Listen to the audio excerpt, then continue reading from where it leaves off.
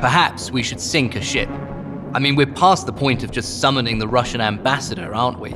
Strictly speaking, it could justify an attack, but we shouldn't do them that favor. The Russians will not be deterred if we throw cotton wool at them. Can anyone at this table assess what the Russians actually want? What is their objective? To make the Baltics Russian. I'd rather say to demonstrate NATO and the EU's inability to act. And then to make the Baltics Russian. I am urging you. This is now a matter for the very top level. You need to speak with Trump directly. You are the Chancellor now, Mr. Tauber. I believe you can do it. Imagine this. It is Tuesday, October 27th, 2026. Dawn breaks over Berlin's government district. Lights are on in the Federal Chancellery. The Chancellor has convened his most senior ministers and advisors for an emergency meeting. The reason? Russian troops are amassed at the Lithuanian border, apparently preparing to cross into NATO territory. The scenario is fictional, but it is not far-fetched. In security and political leadership circles, there is broad agreement on one point. Russia seeks to reassert itself as a dominant power in Europe. We are Russia's next target. And we are already in harm's way. This was NATO's Secretary General Mark Rutte. At the World Economic Forum in Davos, Canada's Prime Minister Mark Carney put it this way. Every day, we're reminded that we live in an era of great power rivalry, that the rules-based order is fading, that the strong can do what they can and the weak must suffer what they must. The reality of this world means we Europeans must defend ourselves and we must depend on ourselves. That was the president of the EU Commission, Ursula von der Leyen. From a European perspective, another factor adds to the uncertainty. The United States no longer appears predictable as a security partner under President Donald Trump. No, I would not protect you. In fact, I would encourage them to do whatever the hell they want. You gotta pay. You gotta pay your bills. Against that backdrop, we ran an experiment. It is a Monday morning in December 2025. We are inside a classroom at Helmut Schmidt University, the University of the German Armed Forces in Hamburg. Microphones stand at each seat around a U-shaped table. In front of them are nameplates: Federal Chancellor, Defense Minister, Intelligence Chief. But this is not the real cabinet. Instead, we gathered retired military leaders, former top officials, diplomats and security experts and asked them to take on the roles of Germany's federal government and its allies for one day. A second team plays the Kremlin. They face off against each other. We wanted to understand what would happen if Russia attacked NATO. At the end of the day, only one team will have achieved its strategic objectives.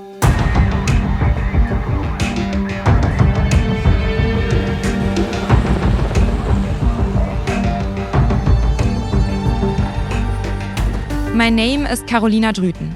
I am the international security correspondent at the German media outlet WELT. This is Ernstfall. What if Russia attacks NATO?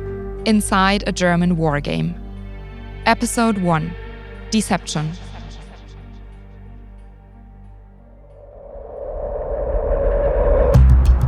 We first published the German version of this podcast on February 5th, 2026.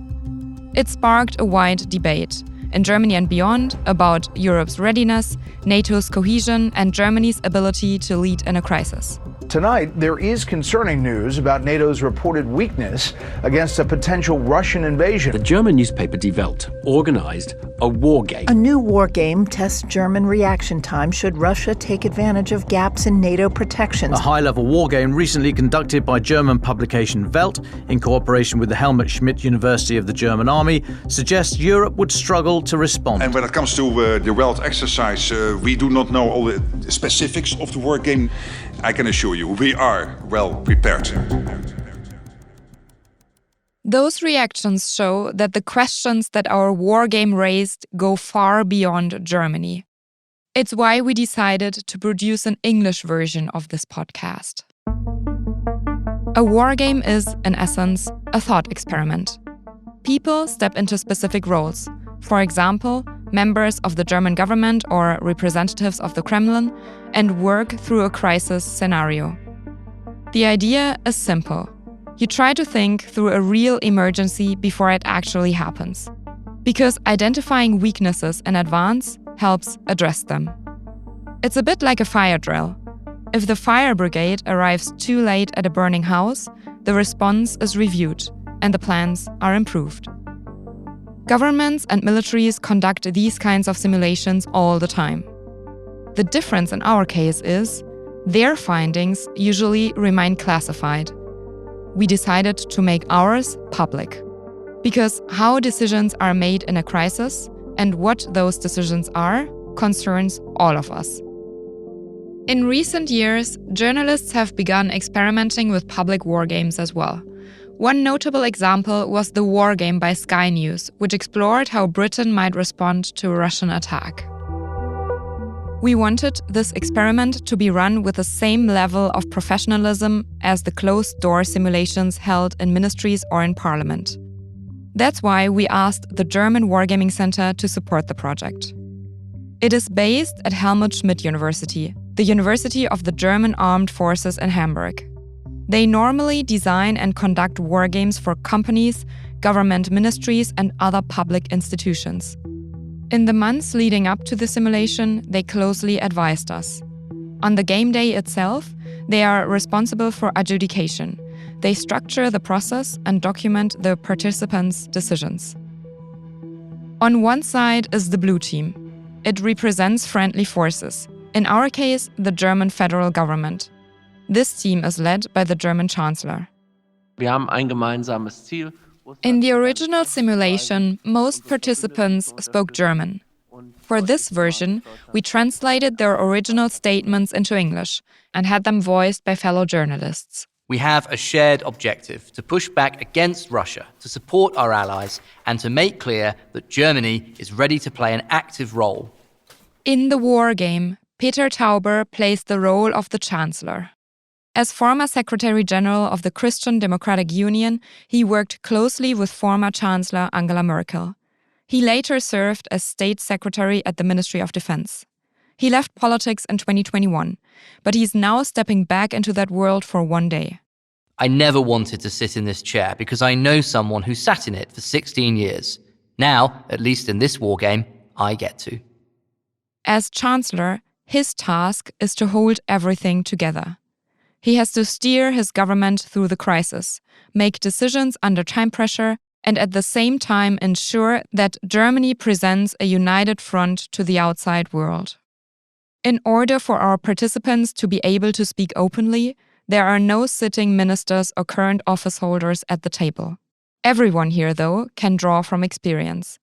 They know how to navigate a crisis, but they do not have to worry about classified information or the sensitivities of a governing coalition. Yes, Jörg Asmussen. Today I'm the finance minister. Christiane Hoffmann. In my most recent role, I served as deputy government spokesperson in the previous German coalition government. My name is Roderick Kiesewetter. I spent 30 years in the Bundeswehr. I'm a retired colonel, and I've been a member of the Bundestag since 2009. Ebert Zorn. In this wargame, I'm serving as the Inspector General of the Bundeswehr. That was my role in real life as well. You'll get to know the rest of the group later. This blue team faces the red team in the wargame, the Russians. My name is Alexander Gabuyev. I'm the director of the Carnegie Russia Eurasia Center in Berlin. And today, I'm the Russian president. My name is Arndt Freitag von Loringhoven. I am a former German diplomat, and today I am the Russian foreign minister. My name is Franz Stefan Gardi. I'm a military analyst, and today I'm the Russian military chief.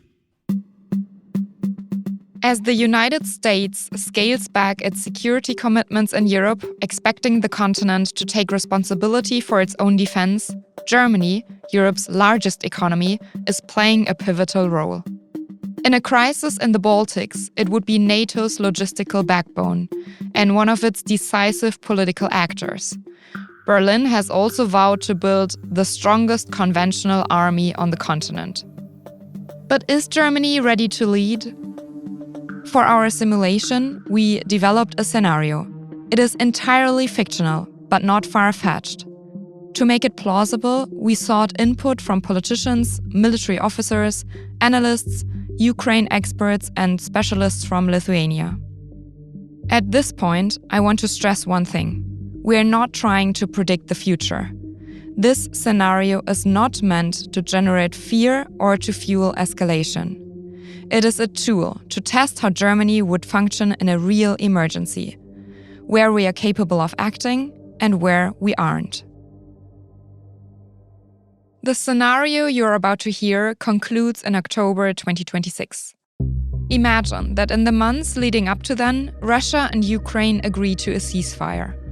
Negotiators on both sides sign a deal that freezes the current front line.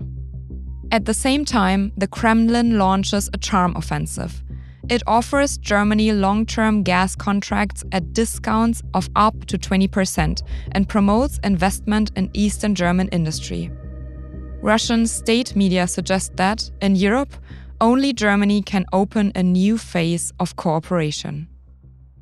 In the Baltics, however, tensions are rising. Russia and Belarus begin a military exercise near the Lithuanian border. It is now September 2026. The news broadcasts you are about to hear were generated with artificial intelligence. Despite the official announcement of a full withdrawal, around 12,000 Russian troops remain stationed in western Belarus after the Zapad 2026 exercise. In Vilnius, concern is growing that Moscow intends to expand its presence along NATO's border on a permanent basis. Lithuanians are uneasy. Russia has used military exercises as a cover for military action before. During the Zapad 2021 drills, Moscow moved large amounts of equipment into Belarus. In February 2022, Russian and Belarusian forces were positioned unusually close to the Ukrainian border during another exercise. Shortly afterward, the assault on Kiev began. In our simulation, Zapad 2026 does not look like a routine drill from Lithuania's perspective, but like the prelude to something larger. Shortly afterward, the Kremlin claims, without providing any evidence, that a humanitarian emergency is unfolding in Kaliningrad. Kaliningrad is a Russian exclave on the Baltic Sea, a small piece of Russian territory cut off from the rest of the country. To reach it by land, goods have to pass through Lithuania or Belarus. Moscow demands passage for what it calls a humanitarian convoy across Lithuanian territory. The Lithuanian government refuses. It fears the trucks may be carrying military equipment.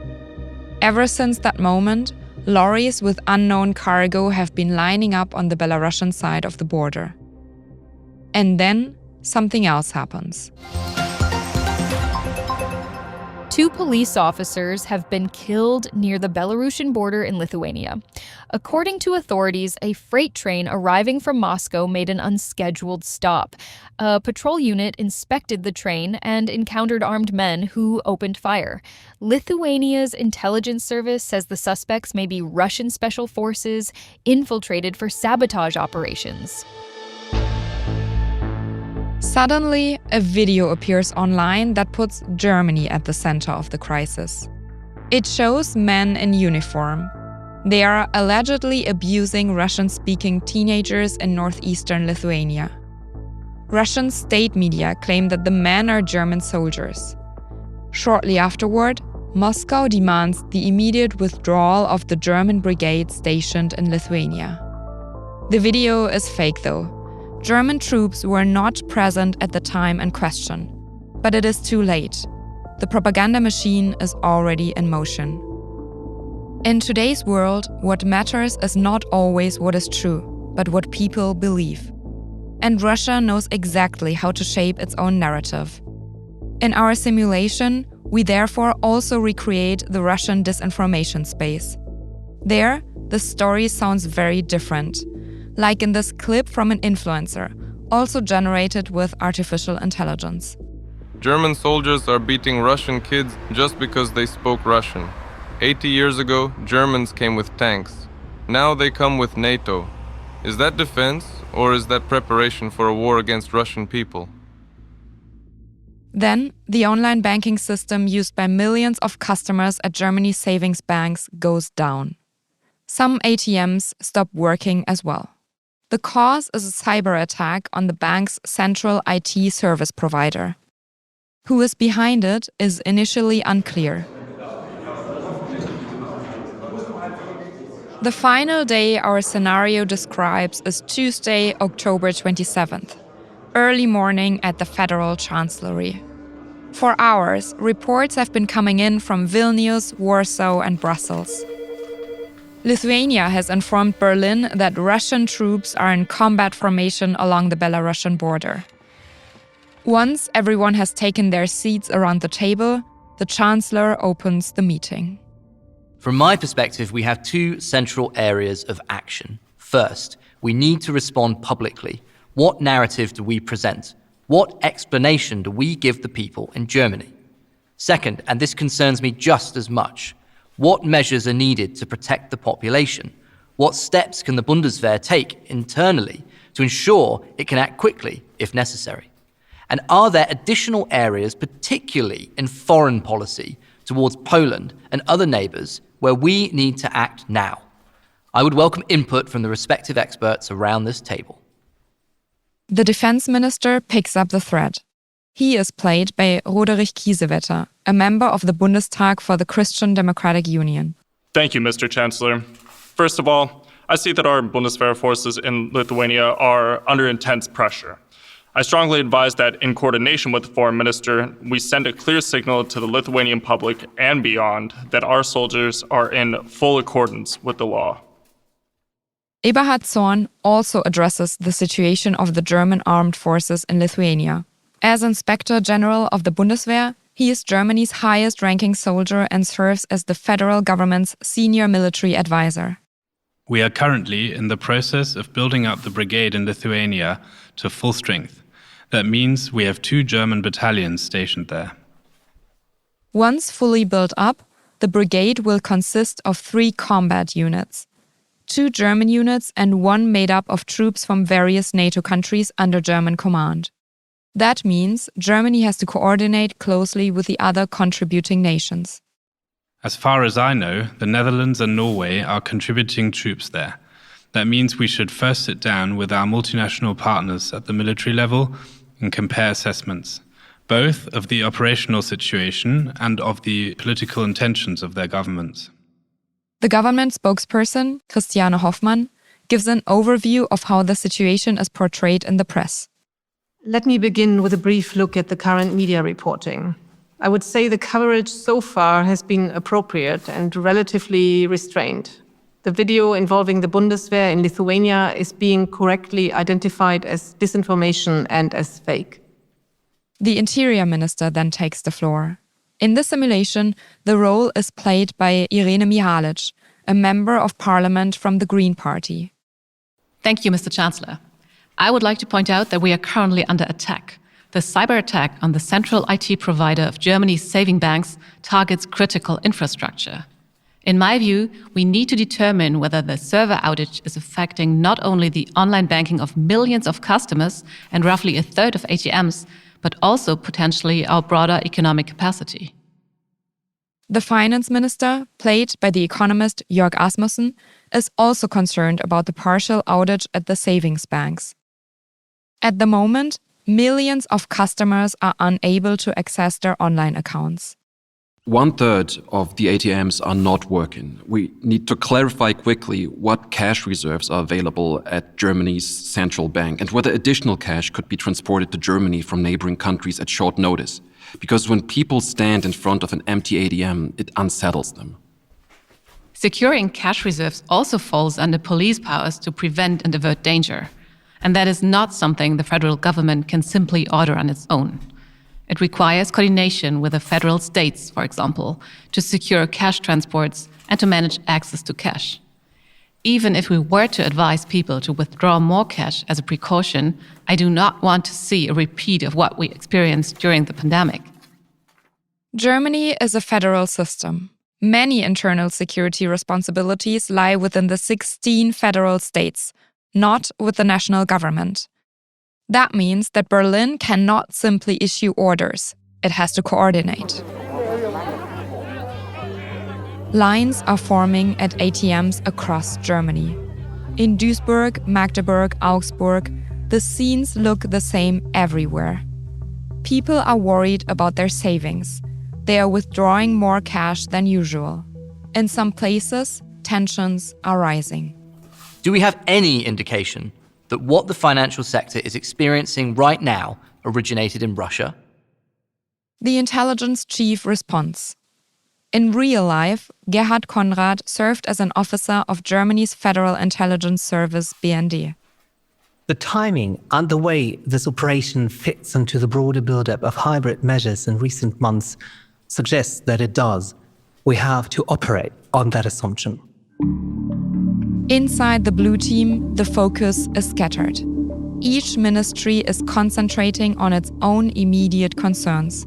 The cyber attack, the savings banks, the public mood in Germany, the brigade in Lithuania. Then the foreign minister asks to speak. Mr. Chancellor, dear colleagues, I'm not sure everyone here is grasping the seriousness of the situation. This is Michael Roth, a long-serving foreign policy figure from the Social Democratic Party. He previously served as a Minister of State for Europe at Germany's Foreign Office. Before this meeting, I spoke with my Lithuanian counterpart. They are deeply shaken. They expect a clear signal of solidarity from us, and now. In Lithuania, there is fear that Ukraine was only the beginning, and that the Baltic states could be next on the Kremlin's list. In reality, phone lines now would be buzzing in capitals across Europe and beyond. Not only Lithuania would be reacting, NATO would already be launching political consultations and military planning.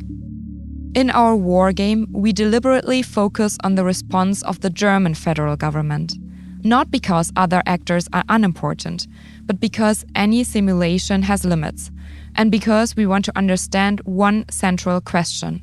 Is Germany prepared for a real crisis, and where do our weaknesses lie?